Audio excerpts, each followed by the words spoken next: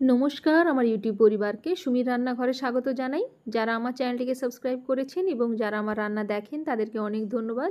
চলুন আজকে বানিয়ে নিয়ে যাক চিকেন কিমার একটা হেলদি রেসিপি। প্রথমে গাজরগুলোকে ছোট্ট ছোট্ট করে টুকরো করে হাফ কাপ জলের মধ্যে সেদ্ধ করে নেব। এখানে আমি হাফ গাজর নিয়েছি।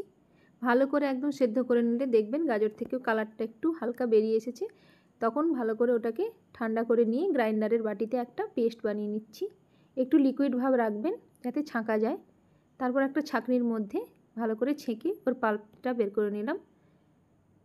এবার ওর মধ্যে দিয়ে দিলাম আমি মেজারমেন্ট কাপের 1/3 কাপ বাসমতি চাল। আমরা যে চালের বিরিয়ানি বা পোলাও খাই সেই চাল।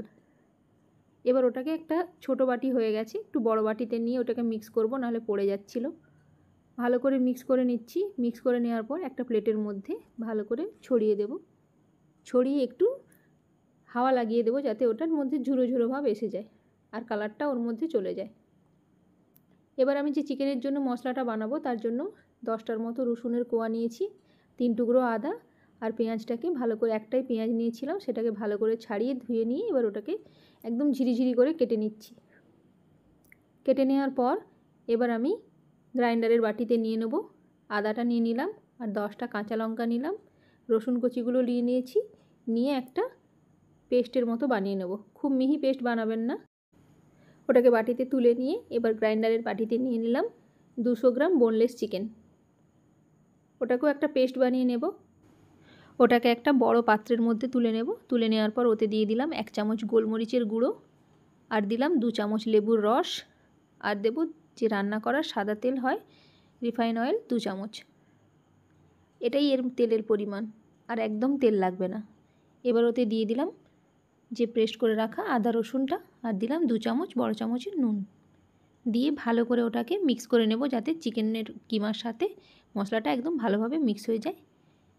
তারপর ওটাকে ঢাকনা দিয়ে রেখে দিলাম। চালটাও ড্রাই হয়ে গেছে, আর কিমাটাকে যে ম্যারিনেট করে দিয়েছিলাম মশলার সাথে তার সাথে দিয়ে দিলাম 1 চামচ কর্নফ্লাওয়ার, আর দেবো 1 চামচ সয়া সস, দিয়ে সামান্য মিক্স করে নিয়ে ওর মধ্যে আমি দিয়ে দেবো পেঁয়াজ কুচিগুলো। ওটাকেও একটু ভালো করে এবার হাত দিয়ে মেখে নিতে হবে যাতে পেঁয়াজটা ভালো করে ওর সাথে মিক্স হয়ে যায়। তারপর ছোট্ট ছোট্ট বলের আকারে গড়ে নিচ্ছি। গড়ে নিয়ে যে চালটা ড্রাই করে রেখেছিলাম তার মধ্যে আমি কোট করে ওগুলোকে বানিয়ে নেব। সবগুলোকে এইভাবে এক এক করে রেডি করে নেব প্রথমে।